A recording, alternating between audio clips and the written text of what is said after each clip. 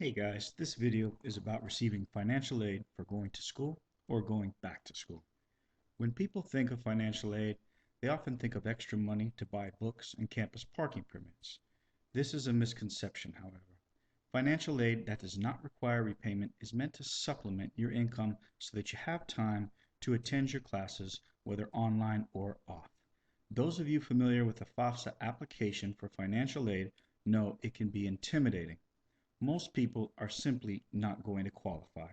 But the reality is that two people who have identical financial circumstances can achieve drastically different results depending on what picture they paint when completing the application. Additionally, completing an application erroneously can not only result in failing to receive financial aid, but can be used to disqualify the student from future financial aid programs. While we at fullsales.org are often able to qualify students who have previously been declined, it's really a lot easier to qualify for one or more programs if it's done correctly the first time. Not only to qualify, but to maximize the amount of your award. Let's face it, getting an extra 400 to 500 a month to virtually press play on your laptop and watch a class online is a pretty good deal. So in this video, it's going to be specific to Pell Grants, but we want to make everyone aware that there are many other grants available. FSEOG is one of them. ACG is another. Now keep in mind $750 a month for an ACG, or I'm sorry, per year, excuse me, is not a big deal. But we want to point out the ACG simply because there are a number of other grants similar to it, and when you combine them, they can make a significant difference in your standard of living. The SMART grant is also another one for understudies, and the TEACH grant for those looking to get into teaching as their profession. There are also a number of unawarded scholarships and student loans that do not require repayment depending on what your circumstances may be. Oops. Okay. FAFSA factors. So when we're applying for these grants, we're looking at basically 4 or 5 different common denominators for all of them. Financial needs, the primary largest common denominator. Student income is based on adjusted gross income, and that's really where most people mess up, and that's why people get declined, is because they simply don't know how to adjust their income. Now, their parents' income is also relevant, and parents oftentimes overstate their expected support for the student. But if you're married, your spouse is also considered a family member, and in that circumstance, that's also an expected contribution according to FAFSA. The household size is applicable if you are a dependent and your parents have other dependents. And the expected family contribution, once again, applies to not only parents, but to spouses as well. Financial need. Financial need's a pretty simple formula, but there's a lot of ways to mess it up. It's basically the cost of attendance minus your family contribution, and that is what equals your financial need. There's a lot more to it than that, but those are the basic nuts and bolts of your application and your future applications because they will be judged by your former FAFSA application. But the terms are fairly ambiguous. Your expected family contribution, for example, could be referring to either your parents or your spouse, or if there was a trust fund left behind for you. If you're planning on getting married, you'll definitely want to apply for your grant before you consider getting married. And if you are a dependent, your parents should consider making any large purchases they are considering prior to applying. They may wish to maximize their retirement contributions as well, because basically we want to make the largest financial need possible, and to sum it up, less is more. Okay, student income. The first thing you're going to want to consider is if you do have an income, you're going to want to maximize your IRA and your 401k, any retirement contribution you can. You're also going to want to deduct for alimony and child support if those apply to you. Now, when I say deduct moving expenses here, I'm really not including that so you'll have an extra $300 deduction against your AGI.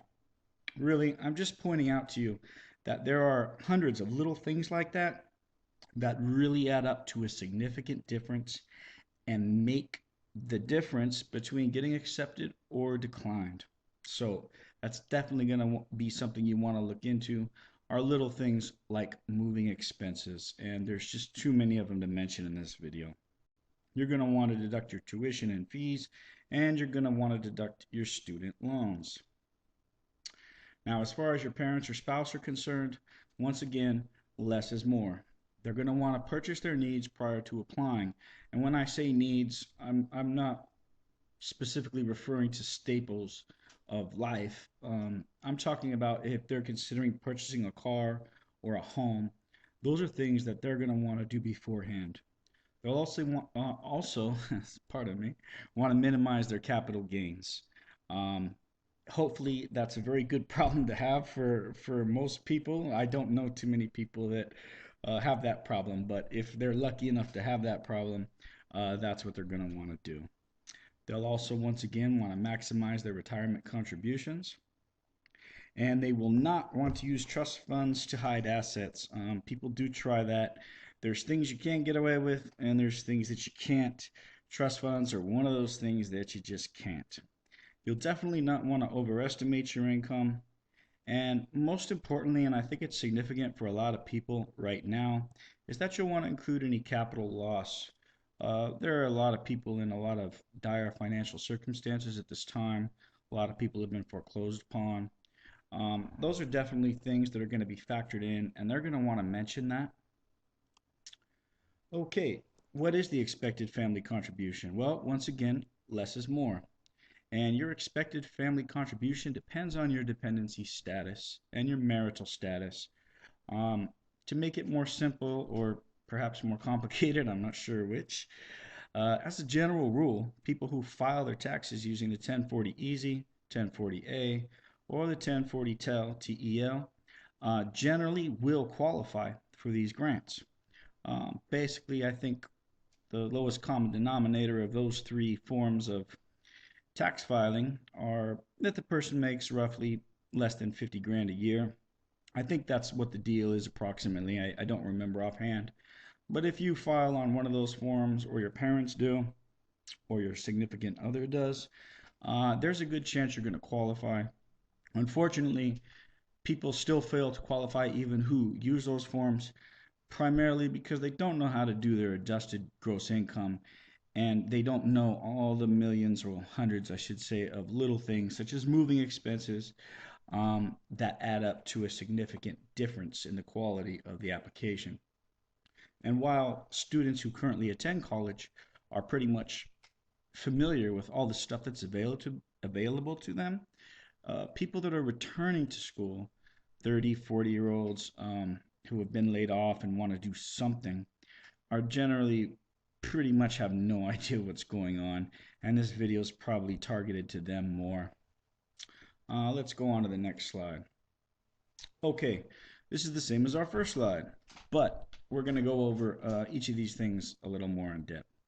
Now, the Pell Grant is the most common type of grant that people apply for, but it's a mistake to simply apply for that one. I included FSEOG. It's worth $4,000 a year, depending on how much you're awarded. Um, it's also a very large grant. Some people consider it easier to qualify for.